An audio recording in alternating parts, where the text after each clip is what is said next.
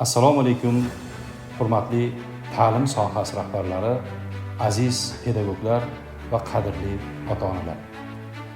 Bugun biz ko'zga ko'rinmaydigan, lekin inson hayotini ich-ichidan yemiradigan eng xavfli dushman haqida so'z yuritamiz. U shovqin bilan emas, sukut bilan keladi. U kuch bilan emas, aldov bilan egallaydi. U avval oddiy qiziqishdek ko'rinadi. Keyin esa insonni o'z irodasidan, orzularidan va hayotidan ajratib qo'yadigan qorong'u yo'lga aylantiradigan bu giyohvandlik balosidir. Bugun biz Farg'ona tumani ta'lim tizimi oldiga aynan mana shu og'ir, ammo juda muhim vazifani qo'ydik. Va bu yo'lda sizlar biz bilan kamarbasta bo'lishingizga chuqur ishonamiz. Chunki farzand bu faqat oilaning emas, butun jamiyatning kelajagi. Buni asrash esa barchamizning eng katta mas'uliyatimizdir. Bu illat hech qachon birdaniga katta fojiaga aylanmaydi.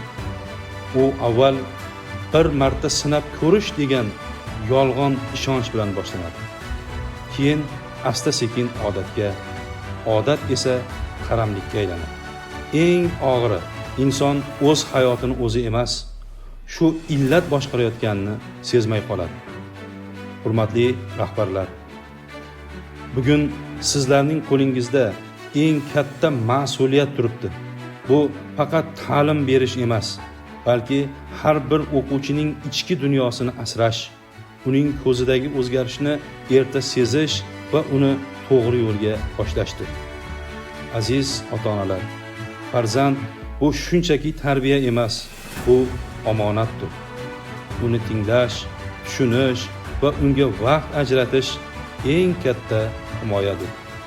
Chunki ko'p hollarda eng katta xavf tashqaridan emas, balki e'tiborsizlikdan boshlanadi.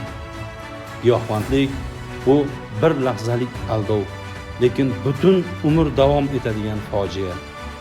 U orzularni o'chiradi, oilalarni sindiradi va insonning hayotdan asta-sekin uzib qo'yadi. Shu bois bugun biz bir haqiqatni unutmasligimiz kerak. Bu xavfga qarshi eng kuchli qurol bu birlashgan oila, ogoh maktab va mas'uliyatli jamiyatdir. Azizlar, keling, farzandlarimizni ko'zga ko'rinmas dushmandan birgalikda asraylik.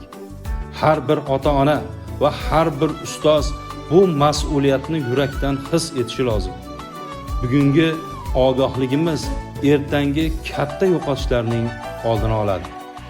Farzandni asrash bu faqat burch emas, balki butun jamiyat oldidagi muqaddas vazifadir. Shu ezgu yo'lda birlashsak, albatta farzandlarimizning kelajagini nurli va ishonchli qilib yaratgan bo'lamiz. E'tiboringiz uchun rahmat.